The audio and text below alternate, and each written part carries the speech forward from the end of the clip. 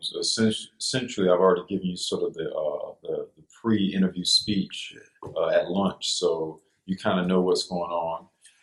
The inter- Go ahead. oh yeah, the interview is going to last no more than 45 minutes to an hour. But you have so much to talk about. You have like you have a lot to tell. So don't be surprised if next year I called you back to do a part two. Okay. Because my hope is that we're going to do 10 interviews this year. I think you're interview number 7. Do 10 interviews this year, and then if we get more money next year, we're going to use that money to transcribe your interviews. But I would like to do some follow-ups because you just can't do everything in an hour. No. Can't do everything in an hour. But you working out of Columbia or what? No, actually, I'm here in Augusta. Really? Yeah, so, I work at the Laney Museum right there on Phillip Street. Okay. So I work at the Laney Museum, and then I teach over at Payne College. Wow. So I gave my final exam this morning. Wow, man. Students came. You're a talented guy, too. Well, I do what I can. I'm gonna contact Tim soon as we get through here. Let him know his former student, saxophone student, Corey Rogers. Yeah. And I interviewed him while I was in grad school. Okay. So he'll remember I'm gonna sure call him as soon as if he ain't in the pool, he goes swimming a couple days a week, couple days out the week. Yeah. I know he needed to go. He was wore out. They did 3 gigs right behind each other. Okay. And one was canceled, but they canceled making out. But they got those Kenny Brothers. You don't remember that name? Yeah, from hearing you and my dad talk. Yeah. They were sort of raised together on Stone Avenue. They got a heck of a show. That big band. So you're saying that Kenny does? He did a Ray Charles. Did a Ray Charles. And his brother Cheese, around my age, same age, plays the bass, and Kenny's son plays the baritone sax. So Tim said, that boy got more talent than Killer got conflict. You know what he had for you? I'm fine. I don't have to know about it. All right. Very less. Bro. Okay, bro. All right, so we're here at Mustard Seed Video Productions, and this is another one of the great interviews in our 2018 Oral History Project, sponsored by Mustard Seed, the Lucy Craft Laney Museum, and the Watson Brown Foundation. And today we are just overjoyed to have Mr. Bobby Jones with us today.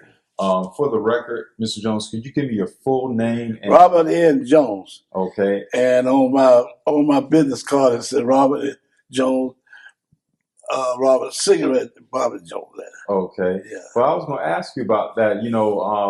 For the longest, kind of like in the black community where when you grow up, you don't know the person's actual name. You only know the nickname. A lot of people don't know my real name. Yeah. They know. So they just know Cigarette. Exactly. Jones. So I was calling you Cigarette, and people like, oh, I know him. Yeah. I know him. Let me ask you, how did you get that nickname, Cigarette? Well, I got that name. I got caught smoking, trying to play ball, and the 2 littlest fellas on the football team, one hit me high, one hit me. I quit and joined the band. And ever since then, that was it. Okay. Yeah, I was already picked up an instrument, but I quit and started playing in the band. Mr. Gable was the first music director. Mm-hmm. He was old and very patriotic. Mm-hmm. Yeah, and people used to tease us, Laney didn't know but one song. And we played Washington Polk, that's what it sung. Well, the monkey wrapped his tail around the flagpole, and he wiped it. So this is at Laney High School. That was at Laney High School. Yeah, then they got better because they used the kids started doing a little commercial music. Mm-hmm. It was later years. See, this man had us doing patriotic music. Mm-hmm. And a lot of people didn't understand patriotic, especially our people. Yeah. They didn't appreciate patriotic that much. But when they started doing something they heard at the House of Prayer or something they heard on the radio, it could have been a commercial. Mm-hmm. So that would help the high school bands start doing some commercial music. Mm-hmm. It was like the old jazz players. It was a long time you couldn't get a jazz musician to play commercial music. But it all broke down. They running out of work. So they twisted arm. They had to play commercial. Yeah, exactly. And you couldn't get Miles Davis and all these fellas to do no commercial music. Mm-hmm. That funk wasn't called it. Now we got a Georgia funk. We got a New Orleans funk. You got, you know, the Ohio funk. You know, so, you got it. Everybody has their own style. Yeah, everybody got their own stuff. Their That's to create artists. That's the part that I learned to be you. Be you. Mm-hmm.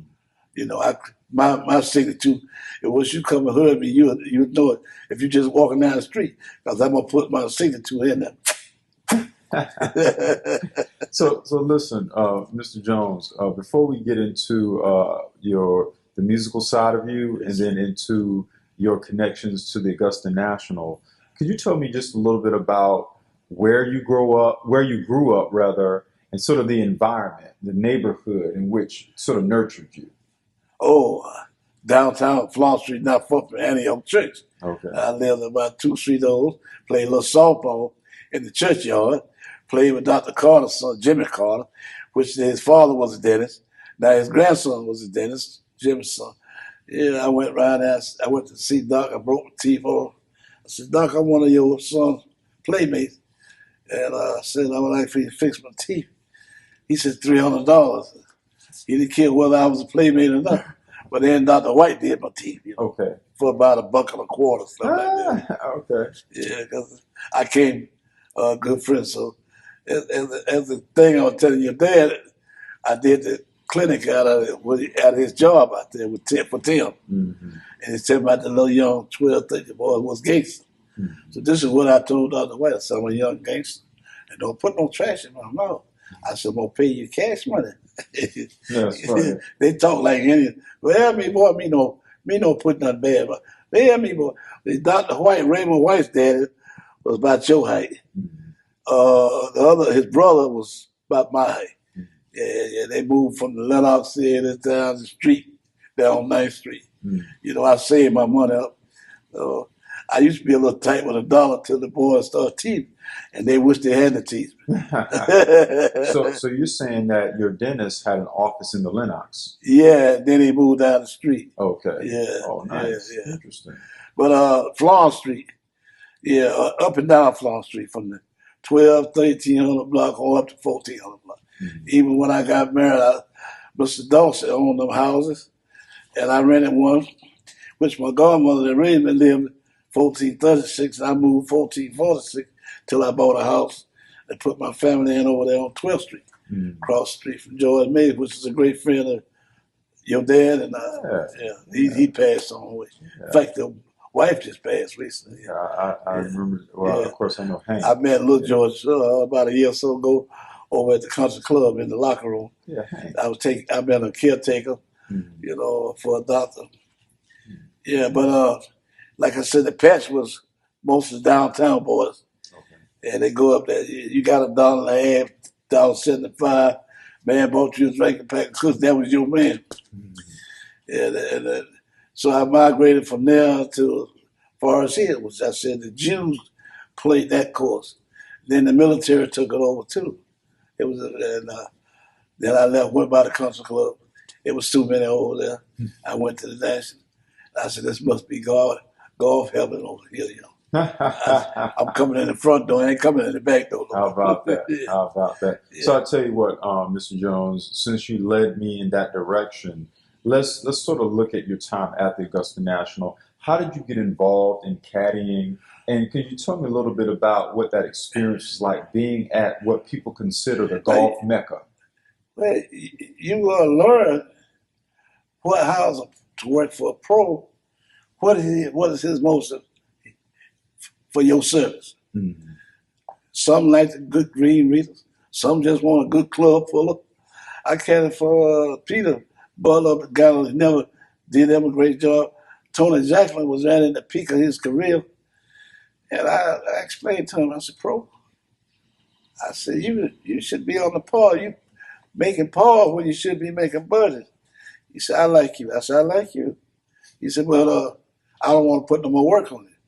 I said, hey man, I can't stand up and I'm the kind of kid, I ain't gonna volunteer no information unless you want it, you know.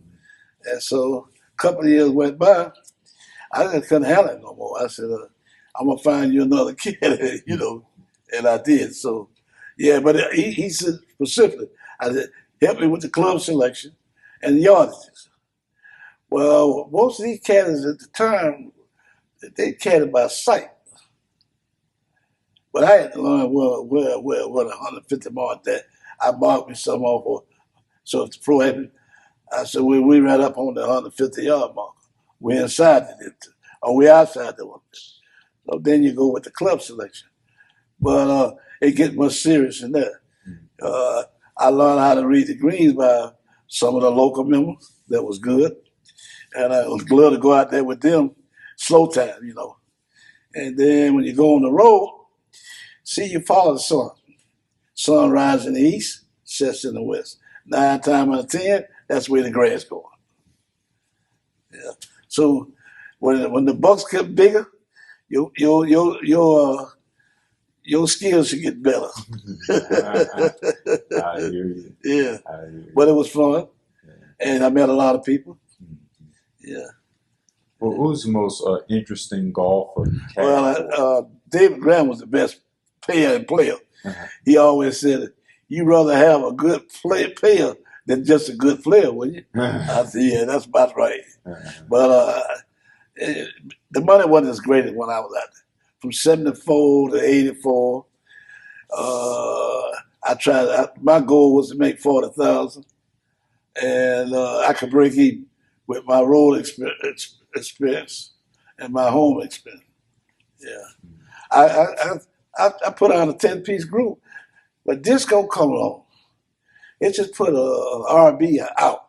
You either got to play jazz now. Then they twisted jazz music. He got to play it all. They don't want but 3 or 4 pieces, and these guys got to be so versatile. And it's the same way right now.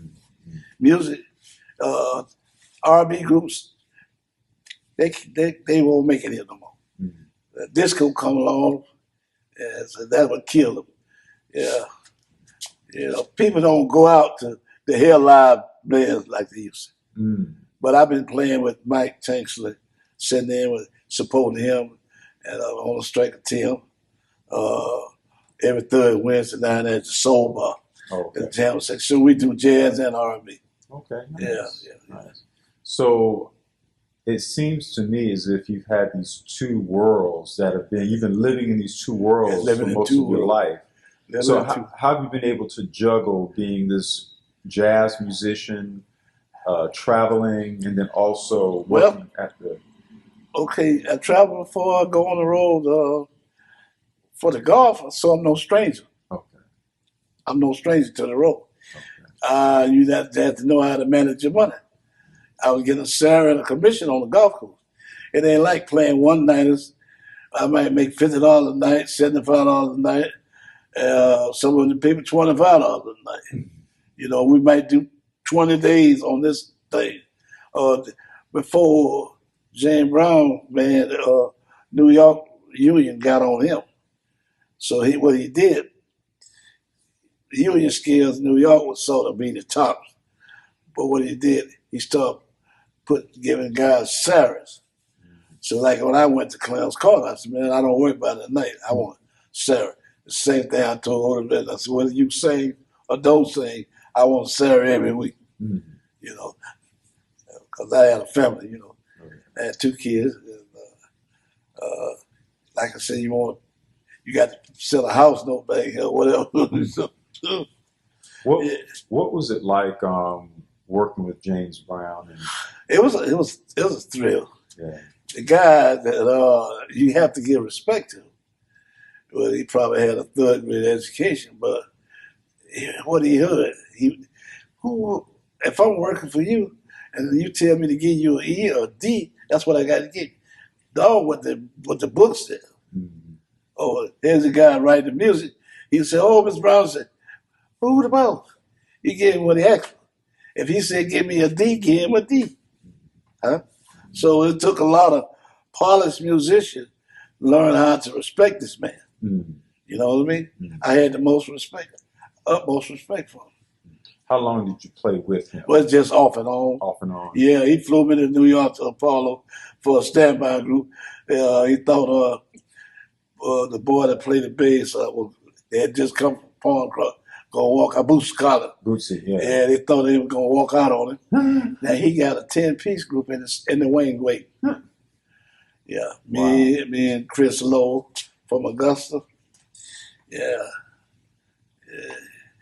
He tore up. I told him he couldn't tear up the soul of Mexico. I had two guys going to Payne College, and I had a guy in the military, and a guy with pretty good jobs, so they wasn't going nowhere. You know. But he tore up the Steps Rhythm Man. And St. Clair and Al Briscoe Clark, H.L. Perry, several other guys. Yeah. Mr. Brown, what made Jones? I'm sorry. Oh, we're talking about James Brown. What made you gravitate towards the saxophone? Ooh, I thought it was the most beautiful instrument you could hear, besides the organ.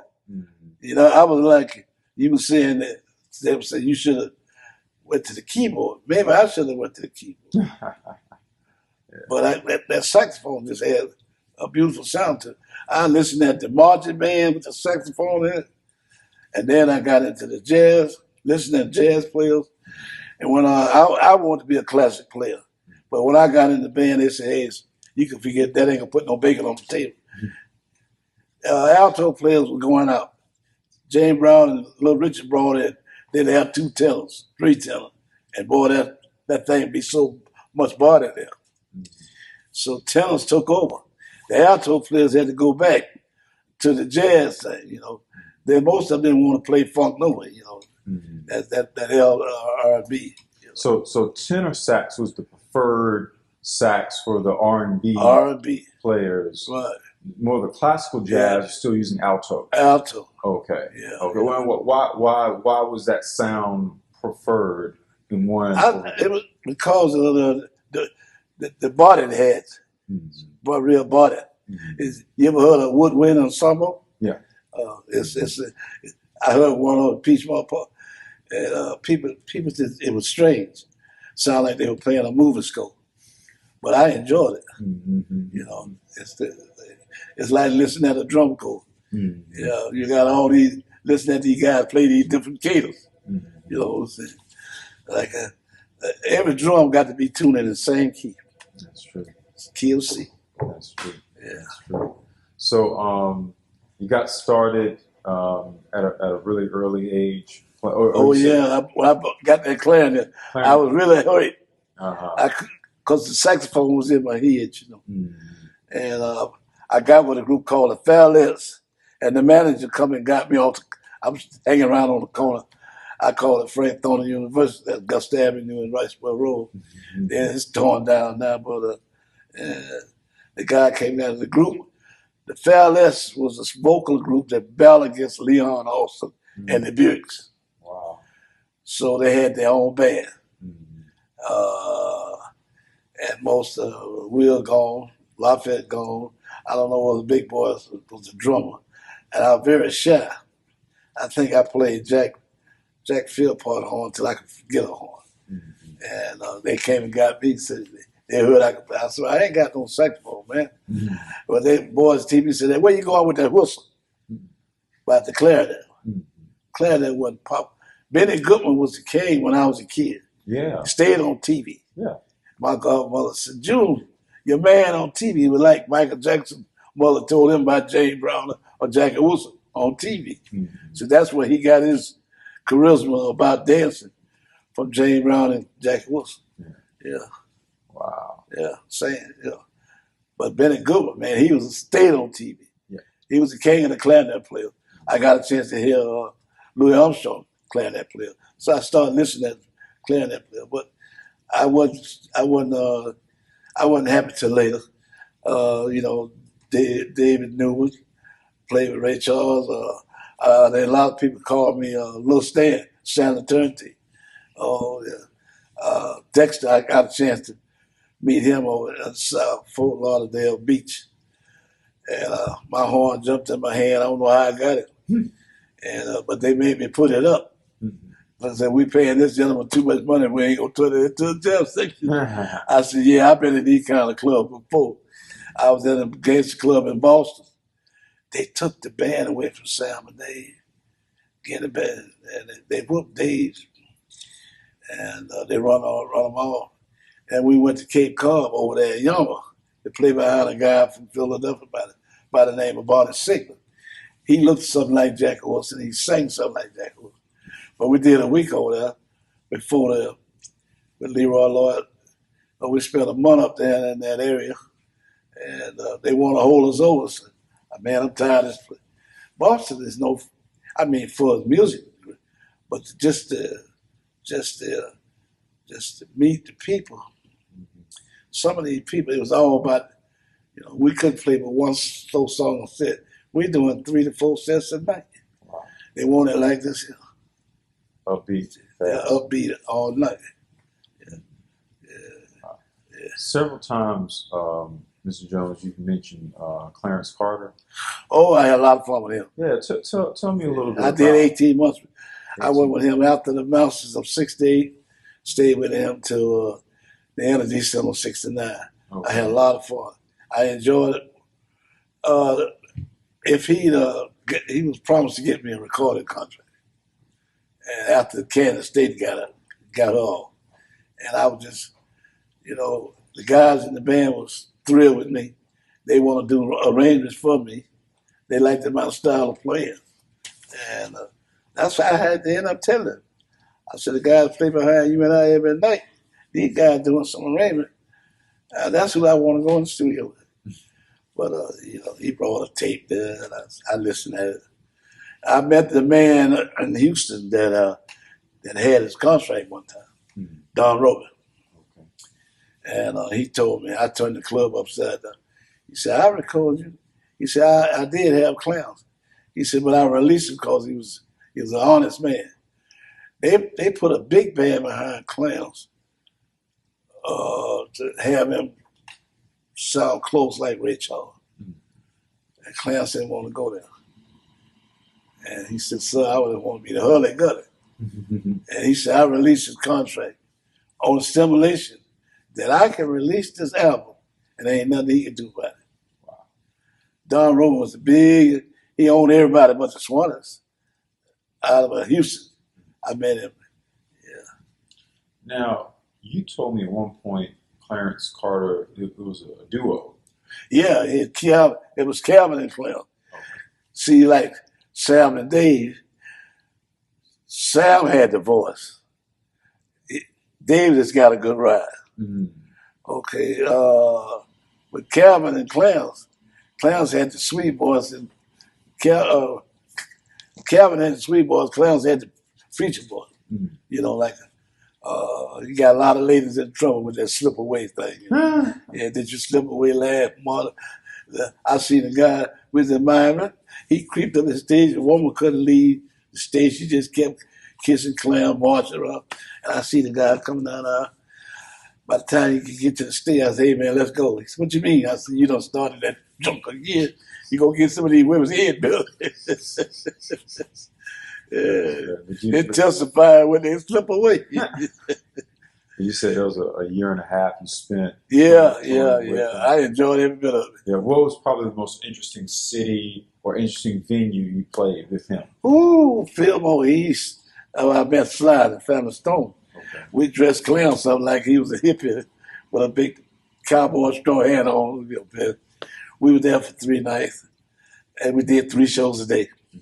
At Fillmore's in the Village in New York, the Apollo Theater, all the theaters that you're going to be excited playing.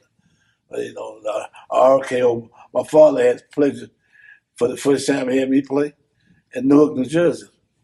And I could see him when he got out of the seat. And I told the usher at the edge of the stage, I said, let that old man in, that's my father. And the first thing he asked me about who was Kansas State man. I said, that's my boss's woman, But she's a very good looking girl. Yeah. They had a sister band over there outside of Birmingham. She made her look like a junkie. Beautiful. Wow. Yeah. But, I recorded with people that never met them. You know, when they horn section, flying them in, we flew in and did the session. You know, he meet the artists because we put down a track.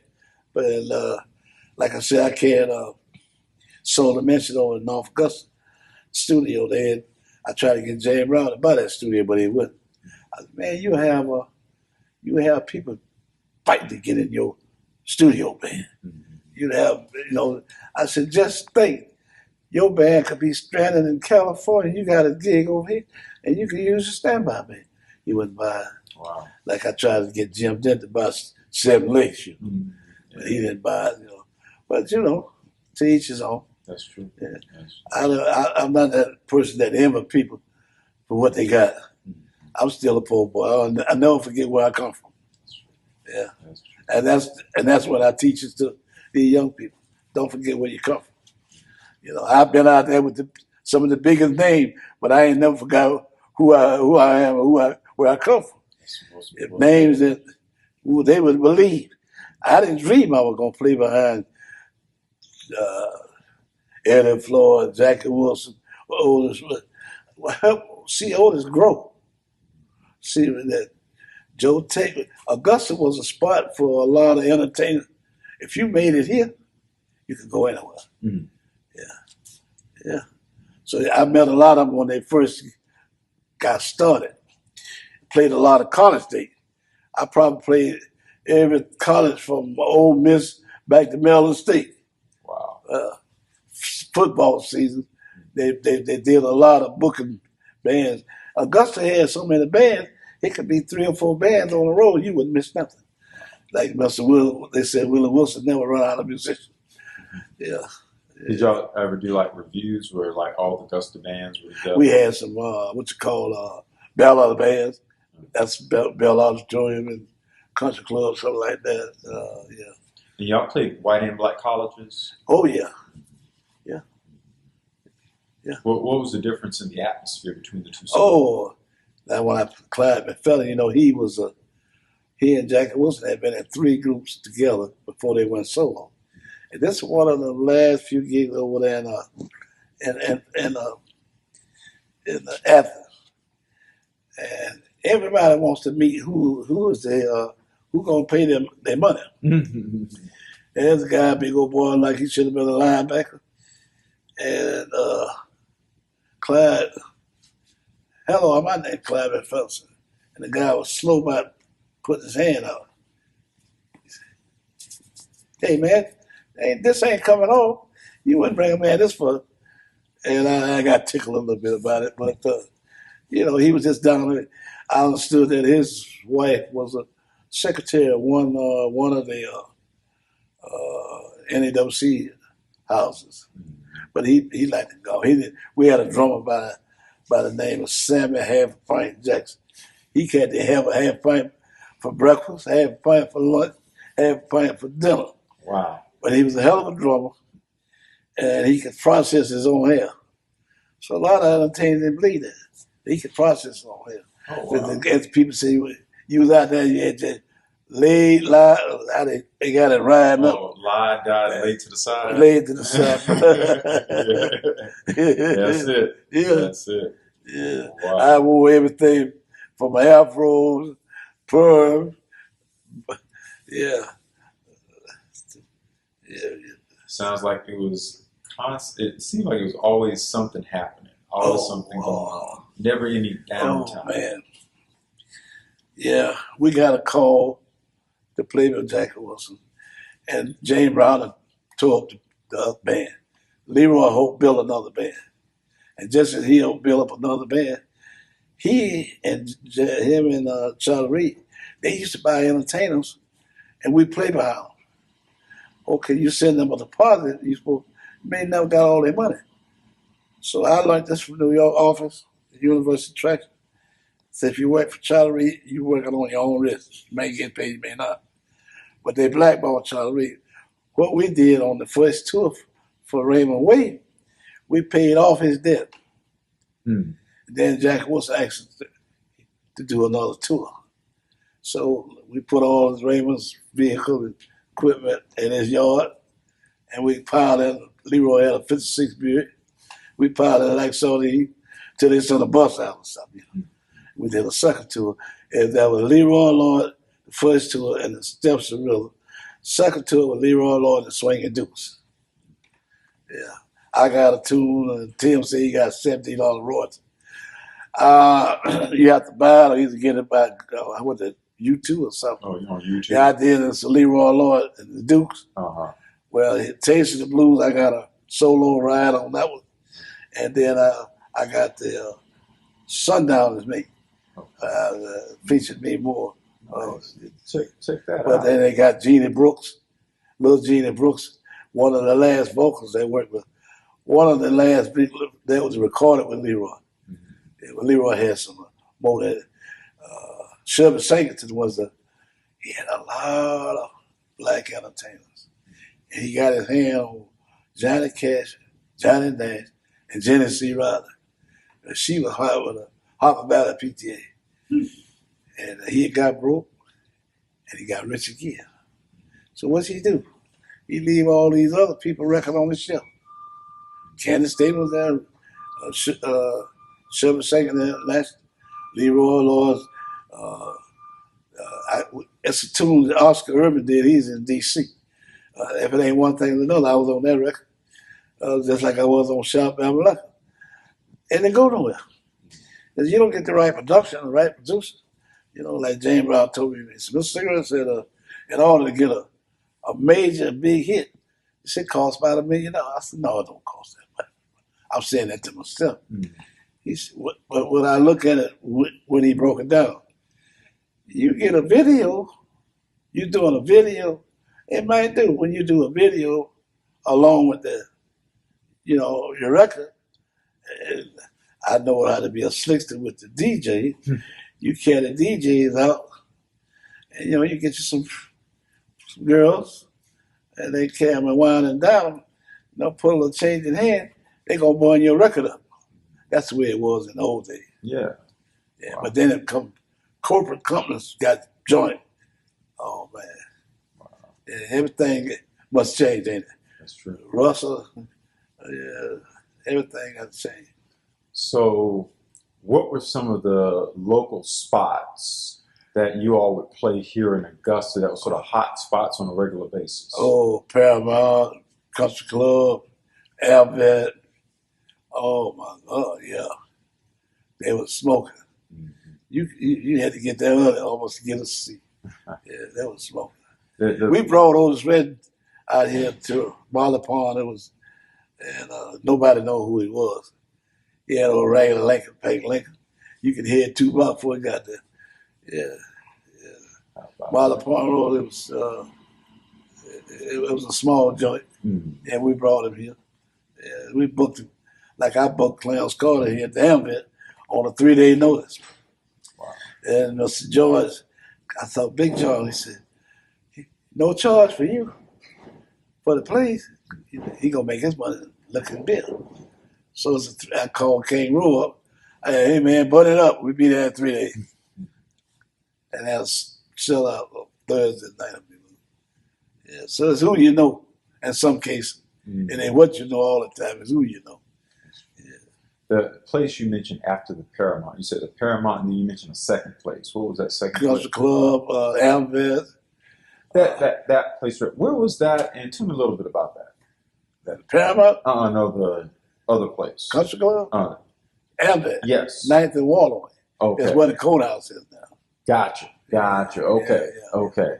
Oh, these people in the South, they didn't get, unless it was a Caucasian joint. They didn't worry about the capacity. We flooded that place over the capacity. You hot band. Like I said, when we came back from up New England, up Boston, we've been gone about a month and a half. Mm-hmm. We played there for 5, 6 nights. You couldn't get in the door. Everybody was glad to see you. And we had a new show, new uniform. Mm-hmm. So we packed it. It was flooded. So that was right down from the Red Star Cafe. Yeah. Okay. That was the Red Star was a signature restaurant. Good food, a little slow, good food, and they had rooms upstairs. Most of the quartets. Some of them stayed up there, like the Blind Boys, but they had a great business there. Oh man, if you went in there, they didn't know who you was. You could be in there an hour. I come in the door. I'm gonna get my food before you get yours. It's knowing the girls, you know. I hear you. I hear you. So, Mr. Jones, you've talked a little bit about that life as a musician, but you started out a little bit at the Augusta National. Kind of go back to the National for a moment. What were some of the high points and maybe even low points, or maybe interesting times working at the National? Well, being a chauffeur was, I'm working out in the front office. Okay. Yeah, I got on tie, and I'm gonna meet and greet the members and the guests. That was the highlight. Yeah, you'd be the first to meet them and greet them. You know what I mean? And then you was trained or told whatever you heard in that vehicle, stay in there. But I've heard some stories in there driving. Yeah, I just like I asked people if Condoleezza Rice had ran instead of Hillary, she'd have won because there's a Southern white person. I would have voted for her, Condoleezza Rice. Yeah. They had a lot of respect for her. She's very popular with the Republican Very Party. popular. Very, very popular. Yeah. Yeah. A lot of doors that open up. This place has turned the world around because they got a female membership. They done put the pressure on the European golf clubs. And like I say, coming next year, going to be history made. They're going to have that amateur there through 36 holes. Qualify up the street. If you qualify, you come in there. And that's going to be history. Going to be history. It won't be the pro, but it's going to be for female amateurs. Yeah, so I'm hoping to live to see that. Mm-hmm. Yeah, I got a birthday this month. I'm counting down the days. I'm 78. Okay. Yeah. Okay. Yeah. So you're coming up on 44 years old, huh? I got a thrill when I was 70. I called my sister. I said, they call that, what they said, 10 scolds, something, 10 years of scolds. And she said, what you talking about? I said, I done had my 70th birthday. I'm glad to get here. Mm-hmm. She said, oh, brother, you got a long ways to go. I hear you. Yeah. Well, Mr. Jones, one thing that I've noticed, especially working next door to Laney High School, is that the bands nowadays have gotten a lot smaller. This is something. It hurt me. Yeah. Just to see this, and it's just like we're not getting enough kids in the golf. We're not getting enough in the local bands. Laney should have at least 100 pieces, at least. But there's not enough inspiration now to inspire them. I don't know what to do with it. Davidson turned out some great musicians. They get these kids an award, like go overseas, something that they dream of, maybe not going.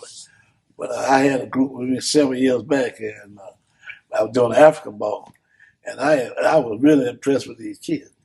And I'm just recently doing some things with they got a young kid here about 13 or 14. Man, he mean with that guitar and blues and sing. Yeah. And I got another kid say he going to Augusta State. He gonna teach saxophone. How about that? Yeah. So I just met him about a year ago.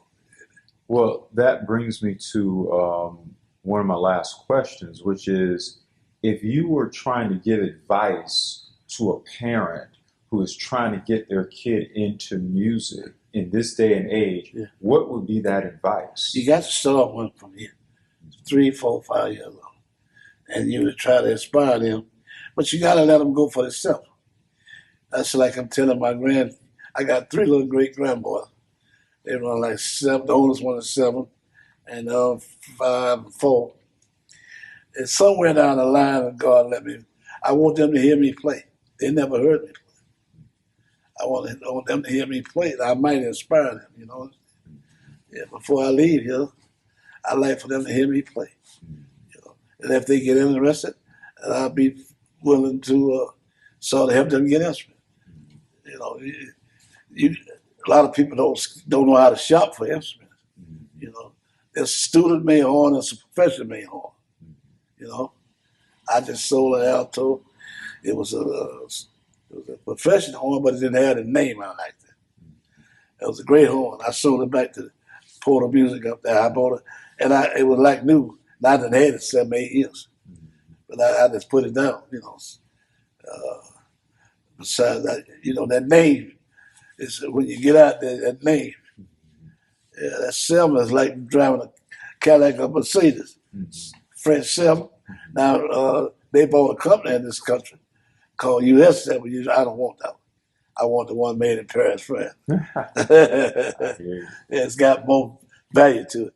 And a used Selma right now is ridiculous as the price. Yeah, a brand new tenor right now costs you $9,000, brand new one. Wow. Yeah, and a used one costs you $5,000, $6,000. Prices have gone up. Yeah. A lot of people don't know what they had. They don't know the value. You know, it's like a Cadillac got a whole better value than a Lincoln. So you want that value. And once you become a professional, I would advise a parent, if they don't have no idea, the kid have a lot of inspiration about it. You know, you camp through different degrees about it. Yeah. But I would offer piano.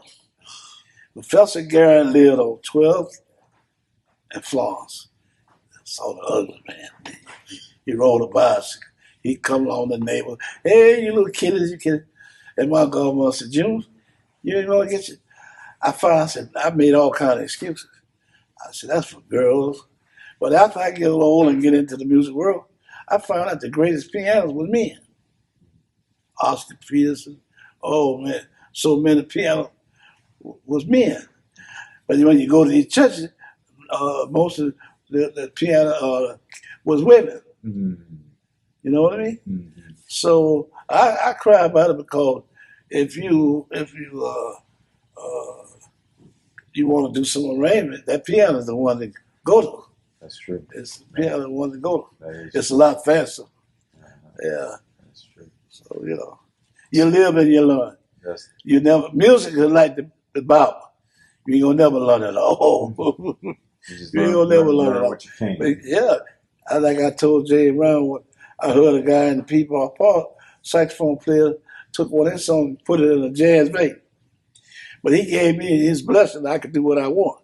He said, you can do whatever my music inspires you. So you can do whatever you want with it.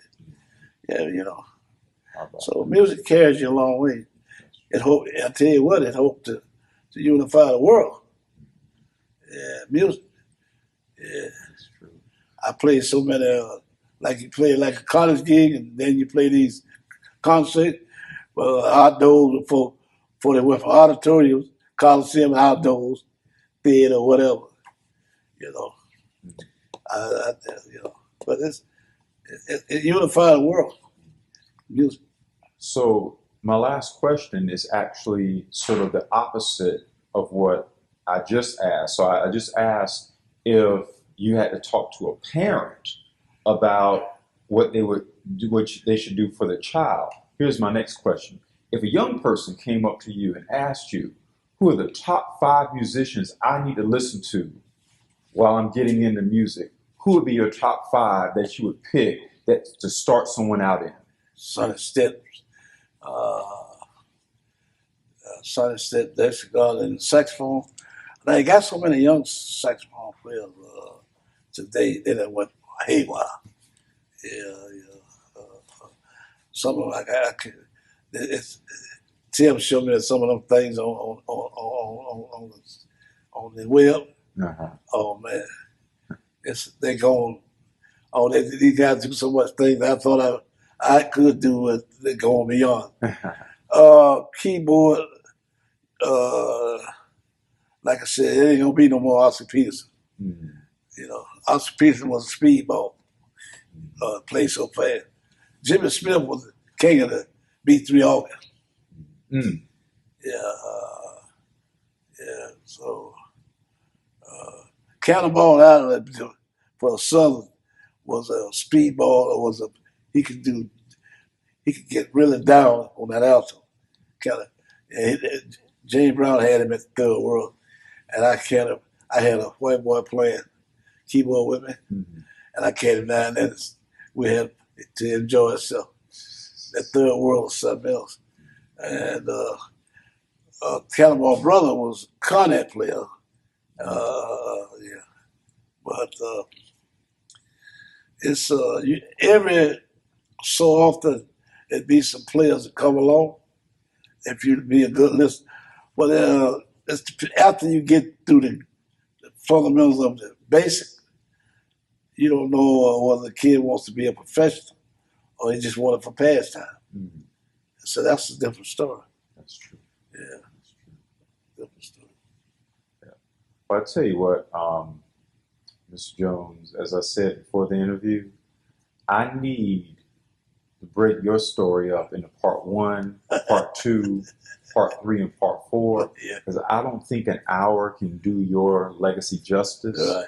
But we hope to have you back at some point in the future. All right. So on behalf of Mustard Seed Video Production, Lucy Craft Laney Museum of Black History, and the Watson Brown Foundation, I'm glad to do it. We thank I'm more you. than glad to do it. All right. I'm more than glad. We appreciate you coming out. I'm more than glad. All right. You gave me a lot of.